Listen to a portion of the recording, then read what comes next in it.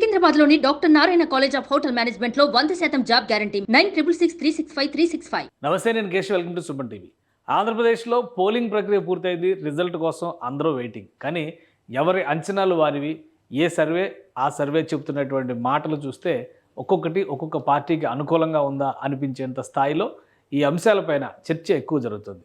వాస్తవానికి ground reality ఏంటి, అసలు పోలింగ్ జరిగినటువంటి రోజున జరిగినటువంటి కొన్ని పరిణామాలు ఖచ్చితంగా విజేతను నిర్ణయించేటువంటి పరిణామాలుగా మనం పరిగణించవచ్చా? మరోవైపు ప్రతిరోజు హింసాత్మకమైనటువంటి ఘటనలపైన జరుగుతున్నటువంటి చర్చలు, వీటి ప్రభావం ఎలక్షన్స్లో ఎంత?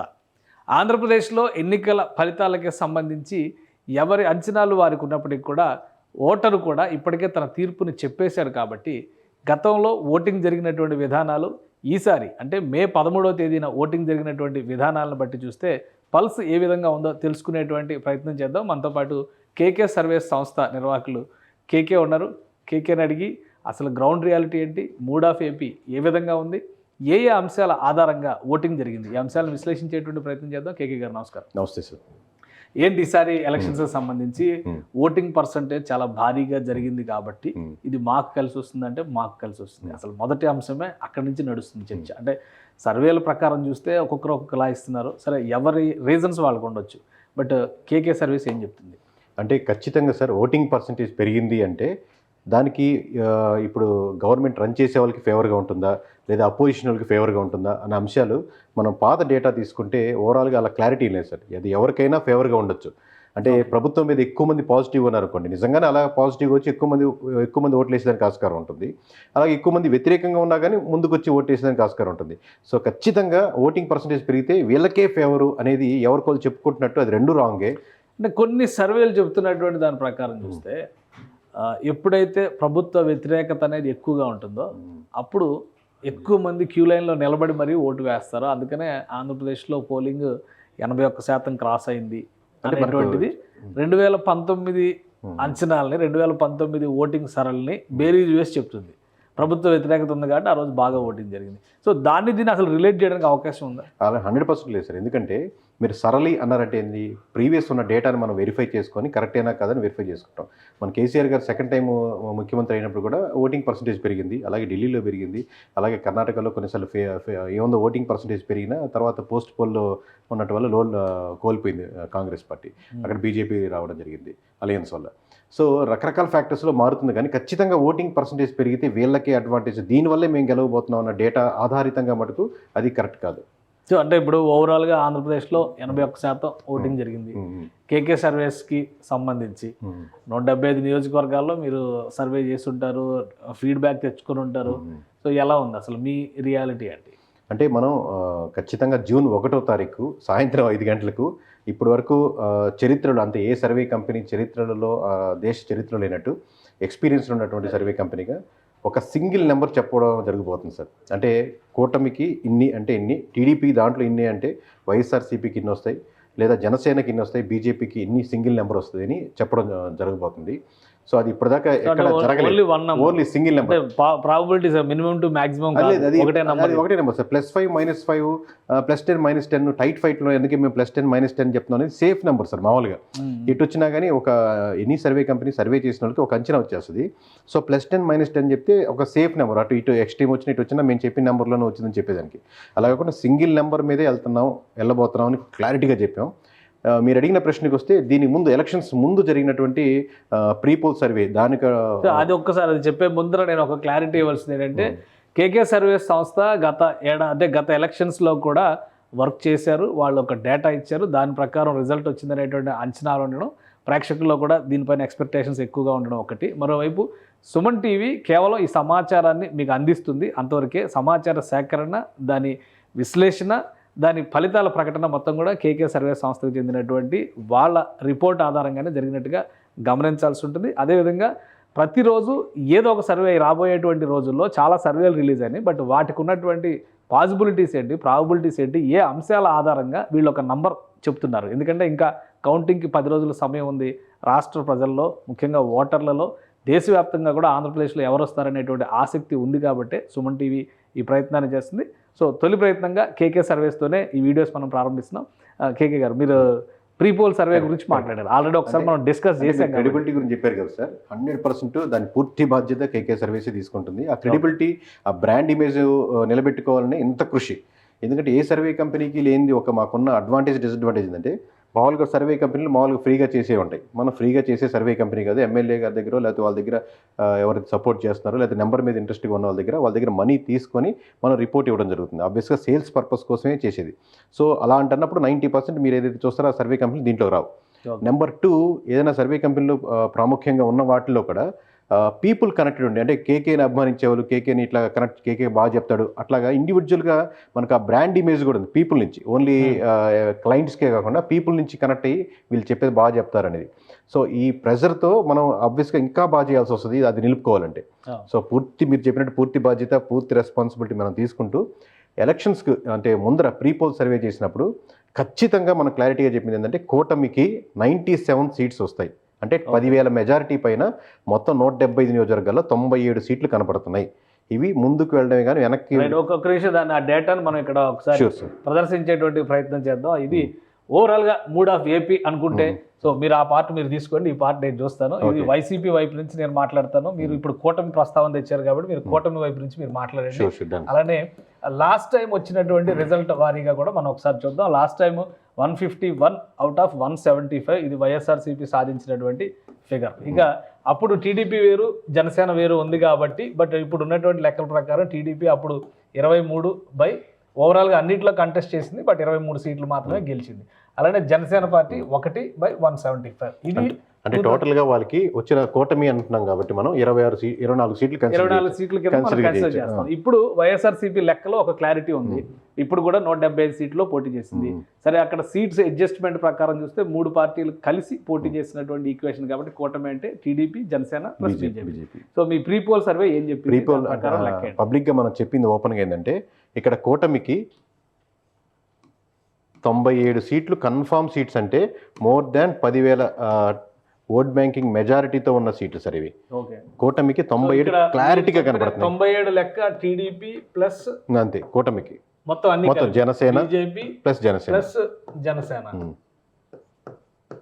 సో ఈ మూడు కలిపి ప్రీపోల్ సర్వేలో వీటి 10,000 పైన మెజారిటీ ఉంటుందని చెప్పి మనం ఓపెన్గా మనం చాలా ఛానల్స్తో చెప్తున్నట్టు ఇండివిజువల్ నియోజకవర్గాల పేర్లు చెప్పి ఇవి అని చెప్పాము. ఓవరాల్గా ఈ 97 సీట్లలో మటుకు క్లారిటీగా ఖచ్చితంగా మనం ఒక్కసారి స్టెప్ తీసుకున్నాక వెనక్కిపోయేది లేదు. ఈ 97 ఖచ్చితంగా కలుస్తాయి. మీరు ఇప్పటికీ దానికే కట్టుబడి ఉన్నారు. ఎందుకంటే మీరు ఆల్రెడీ ఆ రిపోర్ట్ చెప్పి ఒక 1 మంత్ పైన 2 నెలలు అవుతున్నట్టు దగ్గర 2 నెలలు దగ్గర అవుతుంది. ప్లస్ మధ్యలో చాలా చేంజెస్ జరిగినాయి. గవర్నమెంట్ తీసుకున్నటువంటి డెసిషన్స్ కావచ్చు, మేనిఫెస్టోలు కావచ్చు, అభ్యర్థుల మార్పులు కావచ్చు. సో ఇవన్నీ డీవియేషన్స్ ఉన్నా కానీ 97 సీట్లలో మాత్రం ఎటువంటి మార్పులు ఉండవు. అది కన్సిడర్ చేసే చెప్తాం కదా సార్. ఒకటి చెప్పామంటే అయ్యో ఇది మారిపోయింది, మేనిఫెస్టో వచ్చి మారిపోయింది, డబ్బులు ప్రభావం జరిగింది, వీళ్ళు 3,000 పెంచారు, వీళ్ళు 5,000 పెంచారు, ఇక్కడ తేడా వచ్చేసింది, లేకపోతే ఒక సెక్షన్ ఆఫ్ పీపుల్ తేడా వచ్చింది అనేది ఉండదు సార్. ఒక కన్ఫామ్ సీట్స్ 10,000 పైన మెజారిటీ, అంటే వీటిలో ఎటువంటి మార్పులు ఉండవన్న సీట్లే 97. అంటే తల కిందలు తపస్సు చేసిన ఈ 97 మారవు అనేది. అలాగే వైఎస్ఆర్సీపీకి 23 సీట్లు చెప్పాం సార్. ఓకే, సో మీరు వేసినటువంటి నంబర్ కన్ఫర్మ్ సీట్ అంటే 10,000 పైన మెజారిటీ వైఎస్ఆర్సీపీకి 10,000 పైన మెజారిటీ చెప్పాం. ఓకే, వైసీపీకి కన్ఫర్మ్ సీట్స్ 23 సీట్లు చెప్పాం. అలాగే మీకు ఒక 55 సీట్లు మటుకు, అంటే టోటల్ 5 టేస్తున్నాను, ఎవరికైనా రావచ్చు అని అండర్స్టాండింగ్ కోసం. ఒక 55 మటుకు టఫ్ ఫైట్లుగా ఉన్నాయి. అది ఈ రోజు ఈ క్షణం చెప్పలేము, చాలా పోటాపోటీగా ఉంది. 5,000 అటు ఇటుగా ఉన్న మెజారిటీతో ఉన్నాయి. అంటే ఫ్లో ఎటు మళ్ళీతే అటు మళ్ళొచ్చు. పోల్ మేనేజ్మెంట్ అంటే చాలా మంది మనీ డిస్ట్రిబ్యూషన్ అనే కన్ఫ్యూజన్లో ఉంటారు సార్. అది లాస్ట్ సెక్షన్ పోల్ మేనేజ్మెంట్ అంటే. సో ఇవన్నీ కలిపి ఓవరాల్గా అది ప్రభావం చూపించడానికి 55 సీట్లు ఉన్నాయి అని చెప్పాం క్లారిటీగా. కానీ ఒకటి నా పాయింట్ ఏంటంటే, వైఎస్ఆర్సీపీ చాలా స్పష్టంగా కొన్ని అంశాలను ప్రస్తావిస్తుంది. మళ్ళీ 155+ అనేటువంటి ప్రస్తావన జగన్మోహన్ రెడ్డి గారు తీసుకొచ్చారు. వాళ్ళకు ఉన్నటువంటి కాన్ఫిడెన్స్ని ఒకసారి మనం విశ్లేషిద్దాం. వెల్ఫేర్ స్కీమ్స్ అన్నిటికంటే దేశంలోనే బెస్ట్ అనేటువంటి ఒక అభిప్రాయంతో వైఎస్ఆర్సీపీ నాయకత్వం ఉంది. దానికి తగ్గట్టుగా బెనిఫిషియరీస్ కూడా చాలా చోట్ల టెస్టిమోనియల్స్ ఇచ్చారు. మేము వాళ్ళ లబ్ధి పొందుతున్నాం అనేటువంటి మాట చెప్తున్నారు. అంతకంటే పెద్ద సర్టిఫికేట్ ఏంటంటే కూటమి ఇచ్చింది ఆ సర్టిఫికేట్. కరెక్ట్. ఆ వెల్ఫేర్ మేము కంటిన్యూ చేస్తాము, ప్లస్ మేము డెవలప్మెంట్ కూడా చేస్తాము, వెల్ఫేర్ ఆపేస్తాం. సో అక్కడ వైసీపీ గత 5 ఏళ్లలో చేసినటువంటి ఏదైతే ప్లస్ పాయింట్ వెల్ఫేర్ అనేటువంటి ఈక్వేషన్ చూస్తున్నామో అది వాళ్ళకి ప్లస్ అవదా? 100% అవుతుంది సార్. వెల్ఫేర్ స్కీమ్స్ 100% ప్లస్ అవుద్ది, దాంట్లో ఎటువంటి డౌట్ లేదు. At the same time core TDP vote banking అంటే కోర్ వైఎస్ఆర్సీపీ ఓట్ బ్యాంకింగ్ ఎక్కువ. కోర్ టీడీపీ అంటే ఇప్పుడు ప్రధానంగా వైఎస్ఆర్సీపీ వద్దనుకునే ఓట్ బ్యాంకింగ్ టీడీపీ కన్వర్ట్ అయింది, అది వేరే విషయం, న్యూట్రల్స్. అలా కాకుండా మేము ఎప్పటికీ వైఎస్ఆర్సీపీతోనే ఉంటాం, ఎప్పటికీ టీడీపీతో ఉంటాం ఓట్ బ్యాంకింగ్ కంపేర్ చేస్తే వైఎస్ఆర్సీపీ ఓట్ బ్యాంకింగ్ ఎక్కువ. ఖచ్చితంగా ఒక వెల్ఫేర్ స్కీమ్స్ పథకాలు కానీ ఆబ్వియస్గా బెనిఫిట్ పొందే. బట్ న్యూట్రల్గా ఉండే ఆడియన్స్ ఎటు మల్లుతారు అన్న దాని మీద ఓట్ బ్యాంకింగ్ మారిపోతుంటుంది. కానీ ఆ వెల్ఫేర్ స్కీమ్స్ మీదే ఆధారపడి ఓట్ బ్యాంకింగ్ ఉంటే మటుకు అది ముందుకు తీసుకెళ్తుంది సార్. ఇక్కడ మీరు చెప్పే రీజన్ ఏంటి? కూటమికి అనుకూలంగా ఇప్పుడు ఆర్గ్యుమెంట్ కోసం అధికార పార్టీని దించాలి అనేటువంటి చర్చను పక్కన పెట్టేస్తే వెల్ఫేర్ ని కూటమే యాక్సెప్ట్ చేస్తుంది. వెల్ఫేర్ చేశారు, వాలంటీర్లు కూడా మేము కంటిన్యూ చేస్తామంటున్నారు, జీతాలు పెంచి మరి.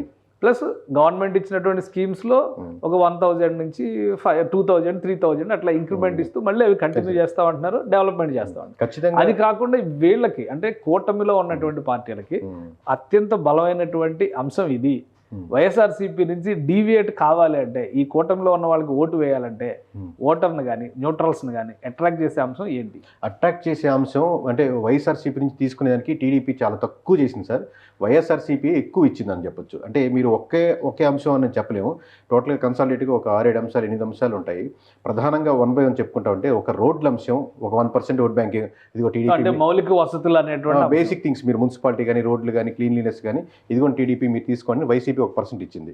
అలాగే లిక్కర్ సంబంధించినటువంటి బ్రాండింగ్ దొరకపోవడం కానీ, లేదా ప్యూర్ మంచి క్వాలిటీ దొరకపోవడం కానీ, ఏదైతే రెగ్యులర్గా డ్రింక్ చేసే వాళ్ళు ఉన్నారో అది కనపడకుండా ఈయన ఓట్ బ్యాంకింగ్, రోడ్లు మీకు తెలియకుండానే లిక్కర్ సంబంధించిన ఓట్ బ్యాంకింగ్ తెలియకుండానే ఇదిగో 1% ఇచ్చింది. అలాగే మీకు గవర్నమెంట్ ఎంప్లాయీస్ మేమంతా మీకు అగెనెస్ట్గా ఉన్నామని చెప్పి వీళ్ళు ఒక 1% ఇచ్చారు. అలాగే మీకు ప్రధానంగా ఇలా ఎన్ని చెప్పుకుంటా పోయినా ప్రధానంగా ఒక సమస్య సార్, ఎక్కువ మంది ఎక్కడ డిస్కస్ చేయని సమస్య ఏంటంటే ఎమోషనల్ కనెక్షన్ అనేది ఒకటి మిస్ అయ్యేది సార్. ఒకళ్ళు నిజంగా నేను చెప్పబోయే 6 పాయింట్లు మిస్ అయినా ఒకటి కానీ కన్వర్ట్ చేసుకోనంటే బాగా ఉండేది. ఎమోషనల్ కనెక్షన్ అంటే గడిచిన 4 సంవత్సరాల్లో లోకల్గా ఉన్నటువంటి నియోజకవర్గాలు తిరగడం, ఎమ్మెల్యేస్తో కనెక్ట్ అవ్వడం, ఒక నెల్లూరులోనో లేకపోతే ఒంగోలులోనో రాయలసీమలోనో గోదావరి జిల్లాలో 1 వీక్ స్టే చేయడం. మీరు ఇప్పుడు మీతో పాటు అనుకోండి, మీరు ఎమ్మెల్యే గారు, మీతో పాటు మీ ఊరి నుంచి వచ్చినప్పుడు ఒక 10-20 పీపుల్తో మీరు వచ్చి మాతో పాటు సీఎంతో భోజనం చేసాక లేదా టిఫిన్ చేసినా, టైం స్పెండ్ చేసినా మళ్ళీ మీకు బ్యాక్ వెళ్ళి విగ్రస్గా పనిచేస్తారు, ఎమోషనల్ కనెక్ట్ అయ్యారన్నమాట మీరు. సో మీ వెనకాల ఉండేటువంటి 1000 ఓట్ బ్యాంకింగ్ 2000 ఓట్ బ్యాంకింగ్ బలంగా పనిచేసి మన అన్న వచ్చి జగన్ కలిసి వచ్చారంట అని ఆ 4.5 సంవత్సరాలుగా ఆ ఎమోషనల్ కనెక్షన్ ఏదైతే పీపుల్తో వైఎస్ఆర్సీపీకి జగన్మోహన్ రెడ్డికి బలం అయిందంటే ఎమోషనల్ కనెక్షన్ ఇది. అంటే ఆ ట్రావెల్ అది 100% వీక్ అనుకున్నాం చాలా డ్రాస్టికల్గా. అదే మీరు రాజశేఖర రెడ్డి గారు చూస్తే గెలిచాక కూడా చాలా ఎమోషనల్ కనెక్షన్తో జగన్మోహన్ రెడ్డి గారి పాయింట్ ఆఫ్ వ్యూలో చూసినప్పుడు ఆ విషయానికి కూడా ఒక ఆన్సర్ ఉంది. ఎందుకంటే ఆయన ఒక సోషల్ ఇంజనీరింగ్ చేస్తున్నారు, చాలా బిజీలో ఉంటున్నారు. పైగా ఈసారి ఎలక్షన్స్లో నన్ను చూసి ఓటేయండి అని చెప్పారు, పార్టీని చూసి జగన్ చూసి ఓటేయండి, అభ్యర్థి ఎవరనేది మీకు అనవసరం, బాధ్యత నాది అనేటువంటి సందేశం. ఇది పని చేయలేదా? అది ఒక్కటే పని చేశారు. మీరు మంచి భర్త అని ప్రూవ్ చేసుకోవాలంటే నేను మీకు ఆ ఇంటికి అన్నీ ఇస్తున్నాను, సరుకులు ఇస్తున్నాను, సామాన్లు ఇస్తాను, నీకు ఏం కావాలంటే గూగుల్ పే చేస్తున్నాను, అది ఒక్కటే మీ భార్య ఎక్స్పెక్ట్ చేయదు కదా సార్. మీ నుంచి ప్రేమగా మాట్లాడడం లేదా ఏమైనా ఉంటే సర్ది చెప్పడం, మాటల్లో ఎన్ని ప్రేమను ఎక్స్పెక్ట్ చేస్తున్నట్టే నాయకులు కూడా, లీడర్స్ కూడా నేను కలిసినప్పుడు వెళ్ళినప్పుడు మాట్లాడలేదు, టైం కుదరలేదు అని చెప్పి ఇక్కడ కిందకు వచ్చి లోకల్గా ఉంటారు. లోకల్ లీడర్లు కూడా అదే క్యారీ చేస్తూ ఉంటారు. ఆ ఎమోషనల్ కనెక్షన్ ఒకటి మిస్ అయినప్పుడు మీరు వెల్ఫేర్ ఒకటే లేపలేదు. ఎమోషనల్ కనెక్షన్ ఉండాలి, అలాగే వెల్ఫేర్ ఉండాలి, అలాగే వేరే డెవలప్మెంట్ ఉండాలి. ఓన్లీ వెల్ఫేర్తోనే మొత్తం ఓట్ బ్యాంకింగ్ రన్ చేయాలంటే అది కష్టమైపోతుంది. దాన్ని యాడెడ్ అడ్వాంటేజ్గా లాక్కోగలిగింది. రైట్. అంటే ఓవరాల్గా ఓటింగ్ జరిగినటువంటి 81.63%, 82% అనుకుందాం, 82% ఓటింగ్ జరిగిన దానిలో ఈ ప్రభావంతో పనిచేసేటువంటి ఫ్యాక్టర్స్ కానీ పర్సంటేజ్ కానీ ఎంత ఉండొచ్చు? వెల్ఫేర్ స్కీమ్స్ ఓవరాల్గా ఈ వెల్ఫేర్ స్కీమ్స్ లేదా జగన్మోహన్ రెడ్డి గారు ప్రజలకి దూరం అయ్యారు అనేటువంటి ఆలోచన విధానం నుంచి డైవర్ట్ అయ్యేటువంటి ఓట్ షేర్ ఎంత ఉండదు? అంటే లాస్ట్ టైం వాళ్ళిద్దరి మధ్య డిఫరెన్స్ 8% సార్. 8%తో వాళ్ళకి 151 సీట్స్ వచ్చేసి వీళ్ళకి 23 సీట్స్ వచ్చాయి. ఇప్పుడు మీరు ఏ మాత్రం ఒక దాంట్లో నుంచి ఒక 4% అంటే 100కి 4 మీరు లాక్కోగలిగినా కానీ ఈ ఇద్దరు ఈక్వల్ అయిపోతారు కదా. దాని మీద వచ్చే each and every 1% they will lose 10 seats, 20 seats, 30 seats దాకా లూజ్ అయిపోతారు. అంటే 151 సీట్లలో మీరు గెలుచుకున్నప్పుడు కేవలం 23 సీట్లు మాత్రమే కాన్ఫిడెంట్గా చెప్పగలుగుతున్నారు కేకే అంటే ఎక్కడో సంథింగ్ డ్రాస్టికల్గా మీరు డిఫరెన్షియేట్ జరిగింది. అది ఈ సో అంటే సెక్షన్స్ ఇప్పుడు అన్ని మీ లెక్క ప్రకారం చూస్తే కూడా ఈ 55 పరిస్థితి ఏంటి, మళ్ళీ ఇందులో కూడా ఎక్కువ షేర్ ఇటు వస్తుందా అటు వస్తుందా ఆ లెక్క ఏమన్నా ఉందా? అబ్వియస్గా కీన్గా అబ్జర్వ్ చేస్తున్నాను సార్ 1/1. ఈ రోజుకి మాకు డేటా రెడీగా ఉంది. 55 నియోజకవర్గాలు చెప్పగలను. బట్ జూన్ 1 సాయంత్రం 5 దాకా వెయిట్ చేద్దామని. సో అది ఇంకేమైనా ఫిల్టర్స్ చేస్తే ఎగ్జిట్ అయిపోయినాయి. బట్ మేము ఎగ్జిట్ ప్రీపోల్ ముందు చెప్పినటువంటి స్టాండ్ మీద స్టిక్ ఆన్ అయినాం, అదే నెంబర్ మీద స్టిక్ ఆన్ అయినాం. కేవలం 55 నియోజకవర్గాలు ఎలా వస్తున్నాయని మాత్రం వెరిఫై చేస్తున్నాం. కానీ ఈ 23 నెంబర్లు కానీ ఈ 97 నెంబర్ల మీద మాకు ఎటువంటి డౌట్ లేదు సార్. ఓకే, ఇంకొకటి ఓటింగ్ జరిగేటువంటి సందర్భంలో మీరు ఇది ఓటింగ్కి 2 నెలల దగ్గర ఒక 2 నెలల ముందర డిసైడ్ అయినటువంటి ఫ్యాక్టర్ 2 నెలలు మొదలుపెట్టి ఎలక్షన్స్ ముందు వరకు సార్. ఎలక్షన్స్ ముందర వరకు జరిగిన పరిణామాలు అను, కానీ ఎలక్షన్ డే రోజు కూడా చాలా పరిణామాలు. సో వాటి ప్రభావం ఎలక్షన్ మీద ఎలా ఉంటుంది? ఇప్పుడు కూడా ఇంకా మనం చర్చిస్తూనే ఉన్నాం. మాచర్ల ఇన్సిడెంట్ కానీ, అన్నమయ్య జిల్లాలో జరిగిన ఇన్సిడెంట్, అనంతపురం జిల్లాలో జరిగిన ఇన్సిడెంట్స్ కానీ, చిత్తూరు జిల్లాలో జరిగిన ఇన్సిడెంట్స్ కానీ, ఇవన్నీ మనం ఇంకా డిస్కస్ చేస్తూనే ఉన్నాం. అన్నిటికీ మించి మంగళగిరిలో పడినటువంటి చెంపదెబ్బ, తెనాలిలో పడినటువంటి చెంపదెబ్బ, అక్కడ నుంచి కొంత ఎఫెక్ట్ ఉంటుంది అని కొంతమంది, అసలు ప్రభావమే ఉండదని కొంతమంది. సో ఓటింగ్ రోజు జరిగినటువంటి పరిణామాలు ఓటర్ పైన ప్రభావం చూపిస్తాయా? 100% చూపిస్తాయి సార్. కాకపోతే దాని శాతం, దాని యొక్క రేంజ్ ఎంతవరకు అనేది. ఇప్పుడు ఇష్యూస్ జరిగినాయి మీ మంగళగిరిలో, అది ఈ సెక్షన్ నుంచి వచ్చారా, ఈ సెక్షన్ నుంచి వచ్చారా సార్? ఓకే, ఏ సెక్షన్ నుంచి వచ్చారు అన్నది. ఇప్పుడు ఆల్రెడీ ఈ పక్క నుంచి ఓట్లు ఇట్లా ట్రాన్స్ఫర్ అవుతూ ఉన్నాయి అనుకోండి, ఆల్రెడీ ఇష్యూ జరిగితే ఇంకా ఇటుపక్క ఎందుకు మారుద్ది సార్? ఆబ్వియస్గా కానీ తెనాల్లో జరిగింది. అది ఒక ఇన్సిడెంట్, ఒక ఎమ్మెల్యే చేంజ్ చేసుకున్నారు అనేది, దానికి వెంటనే రివోల్ట్ అయ్యారు, కొట్టారు, అయిపోయింది. సో తర్వాత చాలా చోట్ల రిగ్గింగ్ జరిగింది, బూత్ క్యాప్చరింగ్ జరిగింది, అలానే ఈవీఎంలు ధ్వంసం చేశారు. వీటి ప్రభావం ఏమైనా ఉంటుందా? శాంతి భద్రతలకు సంబంధించినటువంటి ఓటింగ్ పైన ప్రభావం చూపించిన జూమ్ ఇన్ లో జరగలేదు, అంత ప్రభావం లేకపోయినా సార్ ఓవరాల్ గా చాలా శాంతి 98%, 99% చాలా శాంతియుతంగా జరిగినట్టే. 1-2 ఇన్సిడెంట్ ఉంటే మీడియా దాన్ని క్లోజ్అప్ చేసి పెద్దది చేసి ఈ బూత్ లాగే అన్ని బూతులు జరుగుతున్నాయి, 175 నియోజకవర్గాలు ఇలా రచ్చలు జరిగిపోతున్నాయి అని కానీ చాలా ప్రశాంతంగానే జరిగింది ఎలక్షన్స్ 98%, 99% వరకు. ఓవర్లు 1, 2, 3 చిన్న ఇన్సిడెంట్, ఇంతమంది 4 కోట్ల మంది ఓటర్లు ఉన్నప్పుడు, దాదాపు 3,60,00,000 మంది ఓట్లు దానికి వేసేదానికి సిద్ధంగా ఉన్నప్పుడు, సో 1-2 ఇన్సిడెంట్ అనేది చాలా నామినల్ థింగ్, దాని మీద ప్రభావం ఏం లేదు సార్. ఓవరాల్గా 1 or 2 ఇన్సిడెంట్స్ ఆ నియోజకవర్గం పరిధి వరకే, అది ఆల్రెడీ వాళ్ళు లూజ్ అవుతున్న ఫ్యాక్టర్లో ఉంటే దాన్ని ఆపలేదు సార్. అది ఇంకొకటి అంటే ఇప్పుడు మీరు ఓటింగ్ డే వరకు కూడా జరిగిన పరిణామాలన్నీ కన్సిడర్ చేసుకుంటూ వచ్చామని చెప్పారు. బట్ అన్నిటికంటే కూడా చాలా ముఖ్యమైనటువంటి అంశం మేనిఫెస్టో. మేనిఫెస్టోలో 3 పార్టీలకి సంబంధించినటువంటి ముద్రలే లేవు అనేది ప్రధానమైనటువంటి విమర్శ. వైసీపీ చాలా గట్టిగా చెప్పింది, అది ప్రజల్లో కూడా చాలా డిస్కషన్ జరిగింది. దీని ప్రభావం ఉండదా? ఇప్పుడు అంటే మేనిఫెస్టో ప్రభావం ఉంటుంది సార్. మేనిఫెస్టో బాగుండి మేనిఫెస్టోకి నేను కనెక్ట్ అయితే ఎక్కువ ఉంటుంది. ఇప్పుడు ఎక్కువ 90% వరకు ఇక్కడ జరిగిన ఏపీ ఎలక్షన్స్ వరకు అబ్జర్వ్ చేస్తే నేను మేనిఫెస్టో చదివాను, ఈ పాయింట్ నాకు బాగా నచ్చింది కాబట్టి నేను జగన్మోహన్ రెడ్డి గారు కోటేస్తున్నాను. లేదా ఈ మేనిఫెస్టో చదివిన తర్వాత 4వ పాయింట్లో 3వ అంశం ఉంది చూడండి, అది చంద్రబాబు గారు బాగా చెప్పారు, అందుకే నేను కూటమి కోటేద్దాం అనుకుంటున్నాను. అంశాలు లేవు సార్ అసలుకి. ఓకే, కానీ అసలు కూటమిలోనే ఐక్యత లేదని కదా ఇక్కడ ప్రధానమైనటువంటి ఆరోపణ. ప్రధానమంత్రి గారు ఫోటో పెట్టలేదు, మీరు కనీసం ఆయన బుక్ పట్టుకోవడానికి కూడా సంసిద్ధంగా లేరు. సో వీటి ప్రభావం అనేది ఓటర్ పైన, ఓటర్ మైండ్ సెట్ పైన చూపించే అవకాశం లేదు. అసలు మీరు ఎక్కువ మీ నుంచి ఓట్ బ్యాంకింగ్ ట్రాన్స్ఫర్ అవుతూ ఉంటే, ఫ్లో ఎక్కువ ఉంది అనుకోండి, మీరు దాన్ని స్టాప్ చేసి చిన్న లేయర్ లాపలేదు కదా సార్. అది మీ నుంచి ఎక్కువ వస్తుంది. ఇదంతా చంద్రబాబు నాయుడు గారిని గెలిపించాలని, కూటమి గెలిపించాలని, లేదా కాంబినేషన్ గెలిపించాలని కంటే కూడా అటు నుంచి ఇక్కడ ట్రాన్స్ఫర్ అయిన ఒకటి కదా సార్. 151 సీట్లు అన్నప్పుడు మీరు అపోజిషన్ పార్టీ లేకుండా చేసే అవకాశం, స్కోపు మీకునింది. సో మీరు ఇచ్చేస్తున్నప్పుడు వాళ్ళు ఎంత మాత్రం తగ్గించుకున్న సీట్లు వస్తున్నాయి, ఇంకా వద్దనుకున్నా కానీ. అంటే మీకు కొంతమంది పార్లమెంట్లో సీట్లు పెట్టినప్పుడు ఆ క్యాండిడేట్ కూడా తెలియదు, ఎంపీ క్యాండిడేట్లు, అట్లాంటి వాళ్ళు కూడా ఇప్పుడు మెజారిటీ మీద లెక్కేసుకుంటారు, 1,00,000 వస్తుంది, 1,50,000 వస్తుంది అనేది. రైట్. అంటే ఇంకొకటి కేంద్ర ప్రభుత్వం నుంచి, అంటే కేంద్రం నుంచి జాతీయ స్థాయి నాయకులు, ముఖ్యంగా జాతీయ పార్టీ బీజేపీ ఇన్వాల్వ్ అయిన తర్వాత ప్రధానమంత్రి సభలు జరిగినాయి, అమిత్ షా సభ జరిగింది. ఈ సభల వలన మైనారిటీల్లో, ఎస్సీ ఎస్టీల్లో ఒక అభద్రతా భావం నెలకొని ఉంది. దాని వలన కూటమికి వ్యతిరేకత ఉంది.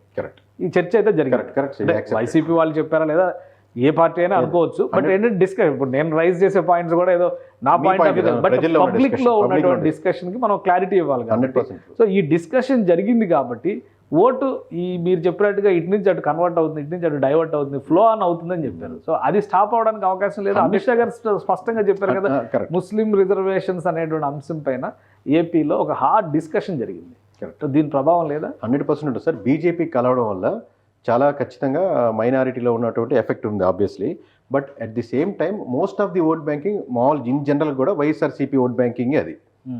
సో వైఎస్ఆర్సీపీకి ఉన్న ఓట్ బ్యాంకింగ్ వైఎస్ఆర్సీపీకి ఆగడం వల్ల పెద్ద నష్టం జరగదు. బట్ ట్రాన్స్ఫర్ అవుతున్నాయి. ఇప్పుడు ఒక నియోజకవర్గంలో కొంతమంది ముస్లిమ్స్లు ఒక 20%, 30% ఈసారి కూటమికి వేద్దాం అనుకునే వాళ్ళు ఒక 10% తగ్గిపోతుంది. ఎందుకు 10%, 20% తగ్గిపోతుంది, ఇంకా 10% ఎందుకు ఉంటుంది, కంప్లీట్గా ఆగిపోవాలి కదంటే ఇక్కడ బీజేపీకి అగెనిస్ట్గా నిలబడే పార్టీలు ఏమీ లేవు సార్ మనకు. జాతీయ స్థాయిలో ఆబ్వియస్గా ఫ్రంట్ కలుస్తారా బ్యాక్ కలుస్తారనే తేడా, కానీ ఆబ్వియస్గా వైఎస్ఆర్సీపీ అయినా బీజేపీ ఈ డోర్ నుంచైనా ఆ డోర్ నుంచైనా రెండు వైఎస్ఆర్సీపీ అయినా కూటమైనా టీడీపీ అయినా జనసేన అయినా మొత్తం బీజేపీతో ఒక ట్రావెల్ అవే. కానీ నేను ఖచ్చితంగా బీజేపీని అపోజ్ చేస్తున్నాను, బీజేపీ సిద్ధాంతాలు నాకు నచ్చవు అనే పార్టీ లేవు. ఒక కాంగ్రెస్ పక్కన పెట్టి ఆంధ్రప్రదేశ్లో అటువంటి లేవని అంత అమాయకులు కాదు, జనాలు చూసి అబ్జర్వ్ చేస్తున్నారు. సో అంతవరకు ఆ 20% ఆగుతుంది. ఎవరికి వేసినా ఒకటే కదా. రైట్. ఇంకోటి ఫైనల్ గా ఒక క్లారిటీ చెప్పండి సార్. ల్యాండ్ టైటిలింగ్ యాక్ట్ అనేది విపక్షం చివరి వారం 10 రోజులు బాగా క్యాంపెయిన్ చేస్తుంది. అదేదో ఒక అద్భుతం జరిగిపోతుంది, మీరు కనుక మళ్ళీ ఓటేస్తే మీ ఇల్లు వాకిలి అన్ని లాగేసుకుంటారు అనేటువంటి దాని ప్రభావం ఏమన్నా ఉండొచ్చా మీ లెక్క? అంటే దాని డిస్కషన్ పాయింట్ బాగా హైగా లేదానికి ఉపయోగపడింది సార్. ఆల్రెడీ వైఎస్ఆర్సీపీ బాగా హార్డ్ కోర్ ఫాలోయర్స్ ఏమో ఇది బాగా రాంగ్ ఇమేజ్ ఇస్తున్నారు, ఇంప్రెషన్ ఇస్తున్నారు, సంబంధం లేదని వాళ్ళు మాట్లాడేదానికి చూసారా నాయన మన టైటిల్ ఇచ్చేసి చేసిన అన్యాయం. ఆల్రెడీ అతను కూటమికే ఓటేస్తున్నాడు, కూటమికే ఓటేస్తూ నువ్వు కూటమి గురించి ఇలా సపోర్ట్ చేస్తూ మాట్లాడుతూ వైఎస్ఆర్సీపీ ల్యాండ్ వస్తుంది, అవును కదా మా పాస్ పుస్తకాల మీద ఆయన బొమ్మ ఏందని. బొమ్మ కేవలం పడ్డం వల్ల నిన్నటి వరకు నేను వైఎస్ఆర్సీపీకి ఓటేద్దాం అనుకుంటున్నాను, ఈ రోజు వాళ్ళు చెప్పడం వల్ల నాకు తెలిసింది జగన్మోహన్ రెడ్డి గారు నా ల్యాండ్ తీసేసుకుంటున్నారని, కాబట్టి ఈరోజు కూటమికి ఓటేస్తున్నానని కాదు సార్. ఈ డిస్కషన్కి డిబేట్లకి బాగా కలిసి వచ్చింది మామూలుగా. Right right. థ్యాంక్ యూ కేకే, మీ అభిప్రాయం తెలియజేసినందుకు. ఇది ప్రీపోల్ సర్వే సమయంలో కేకే సర్వేస్ ఏ ఫ్యాక్టర్స్ని అయితే పరిగణలోకి తీసుకుని కొన్ని నంబర్లకి ఫిక్స్ అయిందో, అంటే వాళ్ళకి వచ్చినటువంటి ఫీడ్బ్యాక్ ఆధారంగా అదే నంబర్లకి ఇప్పటికీ ఫిక్స్ అయి ఉన్నామని చెప్తున్నారు. యాక్యురేట్ డీటెయిల్స్ కావాలంటే జూన్ 1వ తేదీన ఒకటే నంబర్, సింగిల్ నంబర్తోనే ఎవరు గెలవబోతున్నారు అనేటువంటి డేటాను రిలీజ్ చేస్తా ఉన్నాం. ఎందుకంటే ఎన్నికల కమిషన్ పెట్టినటువంటి నిబంధన ప్రకారం జూన్ 1 తర్వాత ఎగ్జిట్ పోల్ సర్వేస్ కానీ ఇతర సర్వేలు కానీ రిలీజ్ చేయడానికి అవకాశం ఉంటుంది, కాబట్టి అప్పుడు చెప్తారన్నారు. ఇక ఓవరాల్గా వచ్చినటువంటి కాంబినేషన్స్లో కేకే సర్వేస్ నిర్వహించినటువంటి ఫీడ్బ్యాక్ ఆధారంగా ఇస్తున్నటువంటి డేటా ఇది. ప్రజలకి సమాచారం కోసం, ప్రస్తుతం రాజకీయంగా జరుగుతున్నటువంటి చర్చలకి ఒక ప్రాతిపదిక కోసం సుమన్ టీవీ అందిస్తుంది. ఈ డేటాతో కానీ ఈ ఫలితాలతో కానీ ఏ పార్టీతో కానీ సుమన్ టీవీకి సంబంధం లేదు, ఇది గమనించగలరు. Thanks for watching. సుమన్ టీవీలో మీ పర్సనల్ అండ్ బిజినెస్ ప్రమోషన్స్ కోసం కింది నెంబర్కి కాంటాక్ట్ చేయండి.